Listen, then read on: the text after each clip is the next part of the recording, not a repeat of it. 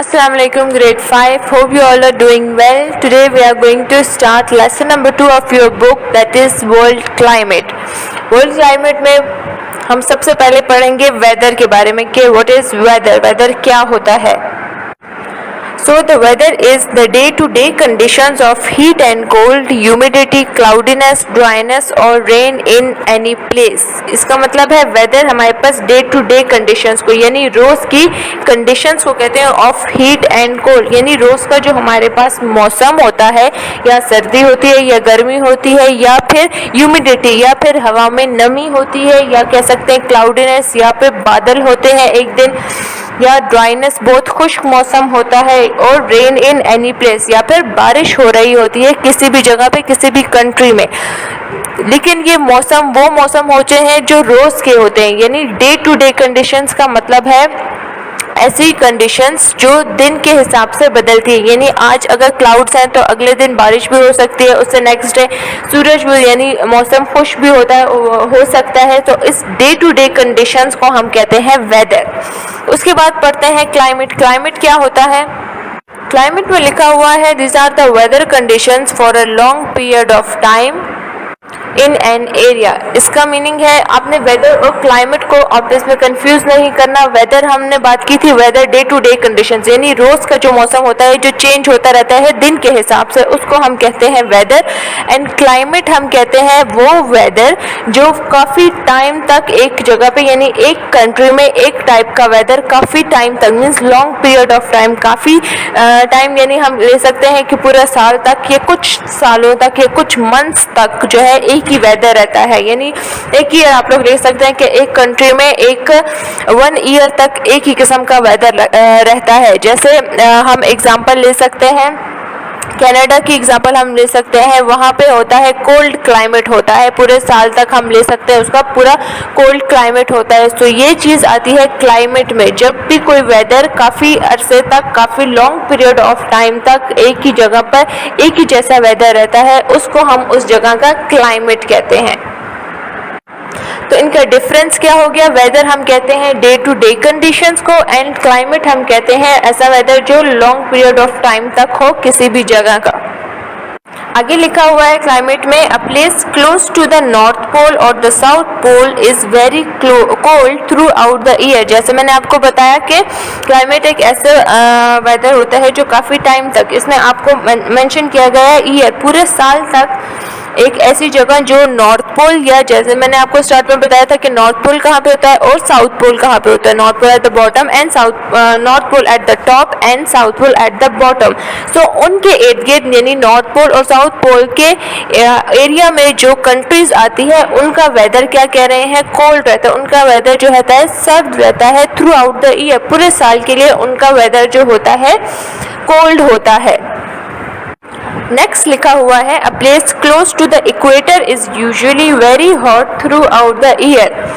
अब कह रहे हैं इक्वेटर के आगे पीछे या इक्वेटर के अराउंड जो हमारे पास एरियाज आते हैं जो कंट्रीज आती है. इक्वेटर मैंने आपको मैप्स के लेसन में बताया था कि क्या होता है. It is an imaginary line drawn at the middle of the earth. यानी मिडल ऑफ द अर्थ में जो कंट्रीज आती हैं उनका एरिया क्या उनका वेदर उनका क्लाइमेट क्या होता है? उनका क्लाइमेट हॉट होता है थ्रू आउट द ईयर. पूरे साल के लिए उनका मौसम गर्म रहता है उन एरियाज का उन कंट्रीज का जो क्या होती है जो इक्वेटर के आसपास होती हैं. अब आप लोग इस पिक्चर में देख सकते हैं पहले आपको बता रहे हैं कोल्ड क्लाइमेट की पिक्चर फिर साथ ही है ड्राई क्लाइमेट की पिक्चर. उसमें एग्जांपल नीचे दी गई है कनाडा और काई एक्सेट्रा. आगे आपको 2 एग्जांपल दी गई है. इसमें तो बहुत सारी कंट्रीज आती है जिनका वेदर कोल्ड होता है और हॉट होता है. यहाँ पे मैंने सिर्फ 2 कंट्रीज लिखी है that is Canada and Kyle जिनका वेदर जो होता है ये क्या है 2 कंट्रीज ये नॉर्थ पोल और साउथ पोल के पास है यानी उस एरिया में आती है. ये साउथ पोल और नॉर्थ पोल के एरिया में आती है इसीलिए इनका वेदर जो होता है कोल्ड रहता है. हर वक्त यहाँ पर स्नो होती है. सेकेंड पिक्चर में जो आप लोग देख रहे हैं ड्राई क्लाइमेट आपको बता रहे हैं. ऐसे जगह ऐसी कंट्रीज जो इक्वेटर के अराउंड होती है उनका क्लाइमेट हमेशा ड्राई रहता है या फिर हॉट रहता है. उसमें एग्जांपल्स में कुछ देख ले कंट्रीज क्या है ब्राज़ील है मालदीव्स है साओ है और इनके अलावा बहुत सारी कंट्रीज है जो इक्वेटर के अराउंड होती है उनका क्लाइमेट हॉट एंड ड्राई रहता है थ्रू आउट द ईयर. ये था वेदर के बारे में कि वेदर क्या होता है और क्लाइमेट क्या होता है। अब हम पढ़ेंगे कि क्लाइमेट्स के इफेक्ट्स क्या होते हैं। तो आइए पढ़ते हैं कि इफेक्ट्स ऑफ क्लाइमेट्स।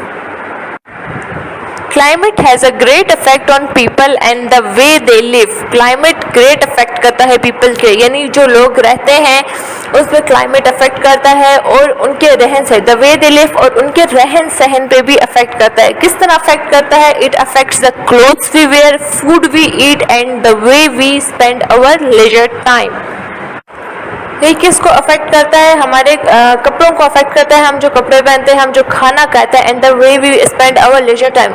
मतलब यहाँ पे इनका कहने का मतलब है कि ये हमारे क्लोथ्स को किस तरह अफेक्ट कर सकता है। अगर सर्दी है तो उसमें हम सर्दियों के कपड़े पहनते हैं, और गर्मी है तो हम उसमें गर्म के कपड़े पहनते हैं। तो अगर क्या होगा, क्लाइमेट कोल्ड होगा तो हम सर्दी वाले कपड़े पहनेंगे, एंड क्लाइमेट हॉट होगा तो वो उसमें उस तरह के कपड़े पहनेंगे। द फूड वी ईट, अक्सर हम देखते हैं कि सर्दियों में अलग अलग types of fruit and vegetables मिलते हैं, और गर्मियों में अलग type of fruits and vegetables मिलते हैं। तो ये उसकी बात हो रही है कि हमारी सर्दी और गर्मी, यानी क्लाइमेट जो हॉट होता है और कोल्ड होता है, उसके हिसाब से हमारा फूड भी चेंज होता है। And the way we spend our leisure time, leisure time उस टाइम को कहते हैं जिसमें आप कुछ नहीं करो, यानी आपका फ्री टाइम जो होता है वो आप कहाँ स्पेंड करते हो। अगर कोल्ड एरिया है तो आप उसके हिसाब से किसी जगह पे घूमने जा सकते हो, और अगर हॉट क्लाइमेट है तो उसके हिसाब से आप कहीं और घूमने जा सकते हो। तो लेजर टाइम हम उस टाइम को कहते हैं जो हमारा फ्री टाइम हो, या जिसमें हम काम ना कर रहे हो, सिंपली जिसमें हम काम ना कर रहे हो, हमारा फ्री टाइम है, उसको हम लेजर टाइम कह सकते हैं। और वो हम अपने क्लाइमेट के हिसाब से यूज़ कर सकते हैं कि हमने कहाँ जाना है, या कहाँ हम घूम सकते हैं, या हमने घर पे ही रहना है, या जो भी हम कर सकते हैं क्लाइमेट के हिसाब से। तो क्लाइमेट उस पर अफेक्ट करता है।